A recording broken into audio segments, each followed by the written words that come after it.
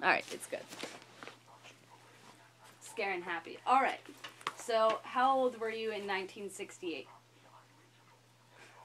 68, let's see, 20, 30, 40, 40. 40? And you were 38? If it was after Yeah, he was born 1930. after 40, September, 50, I 60. would be 38. Okay. 38. He was 38. Alright. Were student protests during the 1960s an everyday event? Pardon? Were student protests during the 1960s an everyday event? Just about.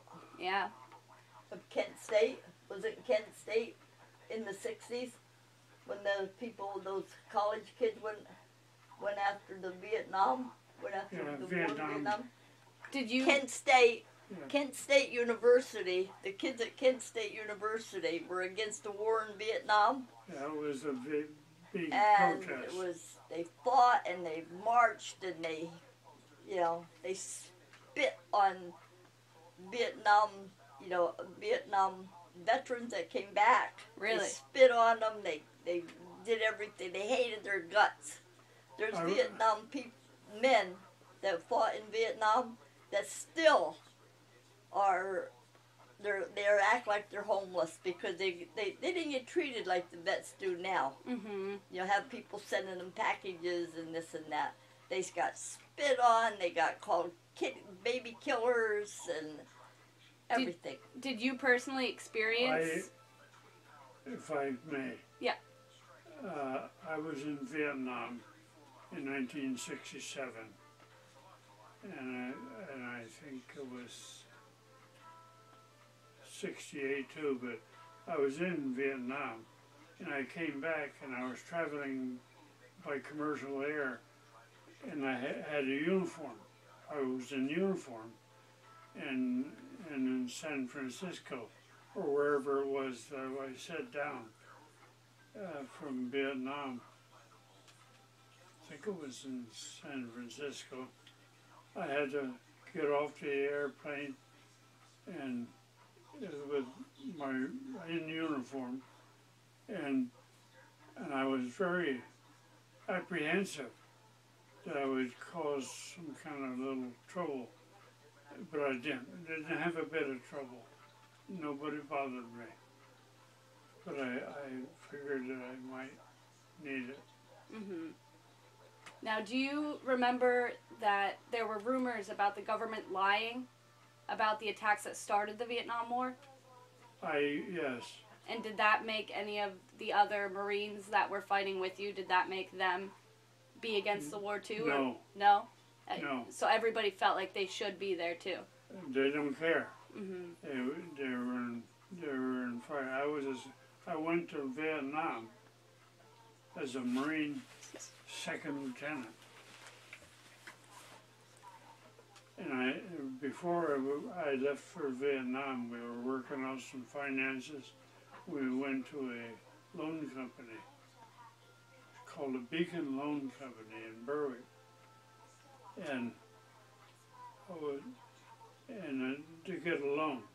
We got the loan all right, but the guy that gave us the loan knew that I was going to Vietnam as a Marine second lieutenant. And he made a comment about it. He said, "Oh, I wouldn't want to do that. Go to Marine Vietnam and second lieutenant." He's making a big comment. And I just passed it over. We got our loan, we went on our way. Alright, so during the 60s, what was the situation involving the multi-ethnic society, the races? Did you see any of the violence that occurred during the 60s personally? We were right in the middle. We just missed it in 1968 when we went to that presidential thing. Speech? Where they go and they sign, people can go in and get, Signature. what's it called? What's it called when they go have presidents, they're running for presidents and they have their building, and they have...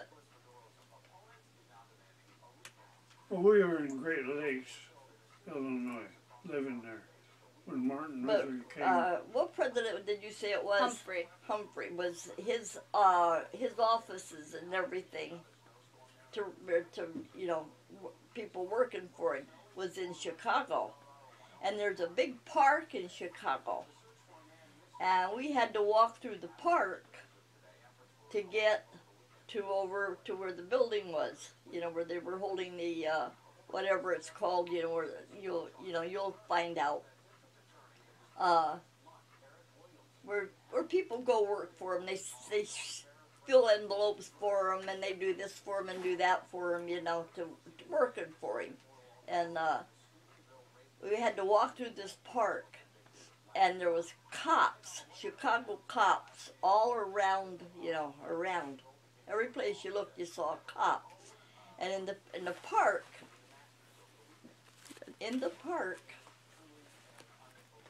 where you had to walk through with your dad was, how old was your dad?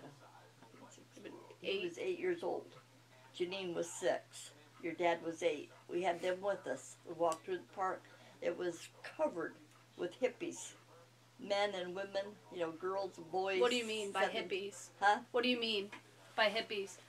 Well, that's what they were called. The generation was called hippies because they had long hair and tattoos, and they were always in black and always kind of raggedy dressed, and you know, they just thought they all wore long dresses and just ugly colored black and gray, and they drank and they smoked, you know, they always had a cigarette in their mouth. You knew it was marijuana. Yeah. And they drank, and they didn't care where they were. If they wanted sex, they had it right out there in the middle of the park. You know, people were walking through them. The cops left them alone. They weren't bothering anybody. They weren't trying to grab a hold of people or, you know, or say anything. They didn't say anything to us, but the way they acted, you know, they acted like they didn't have a brain in their head. You know, they were all dressed really wacky, you know, and just things in their noses and their ears and their, you know, that's when that started, you know, the long hair on the men, and the girls were kind of grungy looking. They probably weren't dirty, but they just had a grungy look about their clothes because they were all long. We left there and we went there and we walked through. The cops left them alone. They didn't say a word to them. They left, as long as they let people alone, the cops left them alone. And we saw what we wanted, and then I don't know whether we just had a feeling or what, you know, what it was. And I said, we better go. I said, let's just go. There's nothing to see. I said, we'll take the kids and stop and get something to eat or get ice cream or something. So we got your dad and Janine. We got in the car. We walked back to the park, and we got in the car, and we left. And we was going down the highway. We had just been gone we weren't gone more on the highway longer than 10 minutes until it came on the radio. All hell broke loose. I mean, it went nuts. And the Chicago cops, they don't ask you what your name is or anything. These yuppies and hippies started something. That's when they started. We don't know what they did, but they started something. You know, with the police and people and everything. Like an uprising, you know. Of what? Was it against the war, or was it with? Yeah, they was against the war. Okay. They was against everybody. Don't trust anybody over 30, because anybody over 30 years old was an idiot. You know. Mm-hmm. Don't listen to somebody older than you trying to tell you something that's right. But, well, you're wrong. We're right. You know, you're wrong. We're right. And we wasn't in the car 10 minutes, and all hell broke loose in that place. The cops. There was, I don't know how many Chicago cops there were, with pistols drawn and shields ahead of them, and they got in a line, and they got these people, and they just forced them back, you know. And they was hitting people on the head. Anybody that got in the cops' way got hit, you know, because these people were You know, you didn't know if they had guns or pistols or what they had, these yuppies. You know, they were like nuts with drugs and booze and... Well, we left there about 15 minutes and the boat closed. We went home.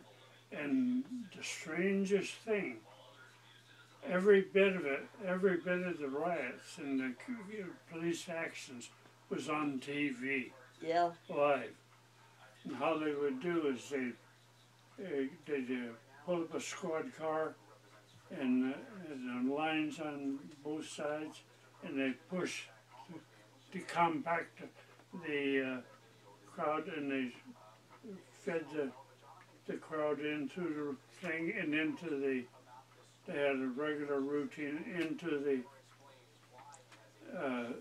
police car, the cars, you know, and they filled the local jail. Wow. That's when they had like the Chicago 7, and we went to where the Chicago 7 was, and I remember I was wearing a fingertip coat, you know, with it was heavy like fingertip coat, and I had a crew cut, and the crowds that marched on the jail from the city hall marched on the jail. They were marching for the Chicago 7, and they behaved. They didn't cross the street wrong. They stayed on the sidewalk and everything, and nobody wanted to go to jail. And the Chicago Police Department had the upper hand. But I mixed right in with them because I was curious about such things. And they looked at me, they thought I was a plainclothes cop, you know, kind of crude, with a fingertip coat, you know, and a short hair, you know, and by myself, they figured me, it's okay, nobody bothered me. And I went in with them down to the jail, Chicago.